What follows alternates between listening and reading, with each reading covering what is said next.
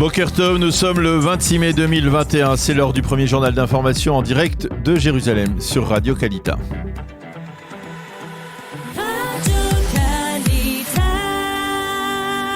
Et tout de suite, direction Jérusalem, les studios Kalita pour le journal de l'actualité en Israël. Bonjour Daniel Haïk. Et Daniel, tout d'abord, à l'issue de sa visite à Jérusalem hier, le secrétaire d'État américain Anthony Blinken a donné une conférence de presse.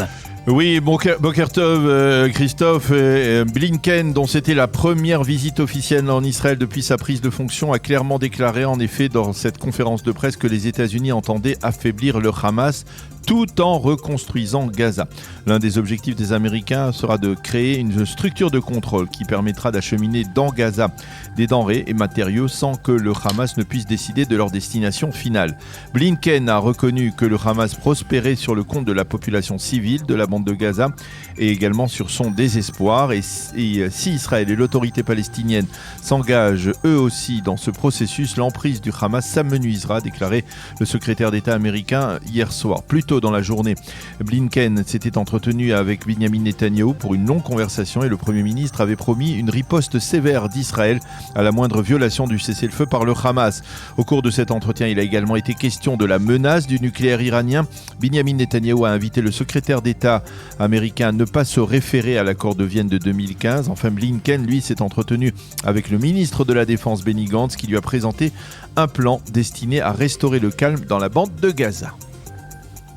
On revient aussi sur le discours prononcé hier par Hassan Nasrallah à l'occasion du 21e anniversaire du retrait israélien du sud du Liban. Un discours qui n'est pas passé inaperçu. Oui, en effet, le leader du Hezbollah y est apparu pâle, fatigué. Il a dû à plusieurs reprises s'interrompre pour tousser. D'ailleurs, Nasrallah a souligné qu'il n'avait pas fait de déclaration au cours des dernières semaines car il avait été malade. Selon certaines rumeurs, il aurait contracté la Covid-19. Quant au contenu de ce discours, on peut dire qu'il a été plus incisif que jamais. Nasrallah a vanté les mérites du Hamas pour avoir, selon lui, déclenché une confrontation avec Israël. Et comme à son habitude, il s'est fait menaçant. Toute violation des leçons de l'islam à Jérusalem entraînera la destruction d'Israël, a dit Hassan Nasrallah. Nous ne remplacerons pas les Palestiniens, mais nous restons à leur côté. Un mot de politique, Daniel, à moins de 8 jours de la fin du mandat confié à Yair Lapid pour former un gouvernement, c'est toujours l'incertitude. Oui, toujours pas de percée. On a le plus grand mal à imaginer que Yair Lapid pourra parvenir à former une coalition majoritaire dans le délai qui lui reste. Cependant, le leader de Yesh Atid ne désespère pas. Hier, il a conclu avec Israël Beitenou d'Avigdor Lieberman un accord de coalition. Il espère en conclure aujourd'hui 2 autres avec le Parti travailliste et le Parti Meretz de l'extrême gauche israélienne. L'objectif avoué de Lapid est de soumettre au cours des 2 derniers jours du mandat l'ensemble de ces accords de coalition à Naftali Bennett afin de tenter de le convaincre de rejoindre une telle coalition. Pour l'heure, dans l'entourage de Naftali Bennett, on rejette un tel cas de figure et l'on affirme que le leader de Yamina ne revient pas sur sa décision de rejoindre le camp de la droite. Justement, à droite, le député Likoud Shlomo Kareh a affirmé hier que le Likoud disposait de transfuges qui pourraient lui permettre de former une coalition majoritaire. Une déclaration qui a été démentie par l'ensemble des membres du parti de Gideon Sa'ar. Et puis en marge, une déclaration qui a choqué en Israël. Oui, c'est celle d'une manifestante de l'extrême gauche israélienne qui s'est rendue hier sur la place du théâtre Habima au centre de Tel Aviv, à l'heure où se tenait sur place une émission de la chaîne de télévision 20, une chaîne de télévision qui est considérée comme une chaîne nationaliste, proche de la droite gouvernementale. Alors que le député d'extrême droite Itamar Ben-Gvir se faisait interviewer, la manifestante lui a lancé « Dommage que l'on ne t'ait pas fini à Auschwitz ».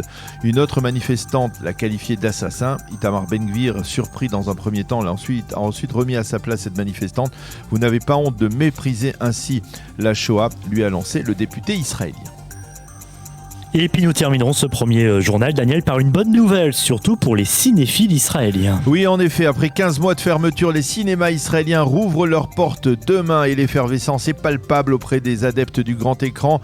Cependant, l'accès aux salles de cinéma sera légèrement plus complexe qu'avant l'épidémie. Certaines salles accueilleront uniquement des détenteurs du passeport vert qui se sont fait vacciner ou ont guéri du virus.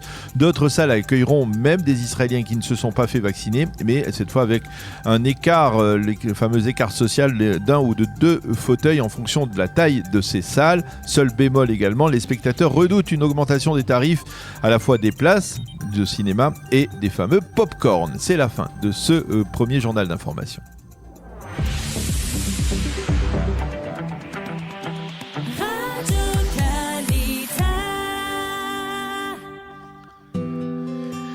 Une page météo, le temps sera de plus en plus chaud jusqu'à la fin de la semaine. Baisse des températures prévues seulement pour Shabbat. Il fera aujourd'hui 30 degrés à Jérusalem, 28 à Tel Aviv et 38 degrés à Eilat.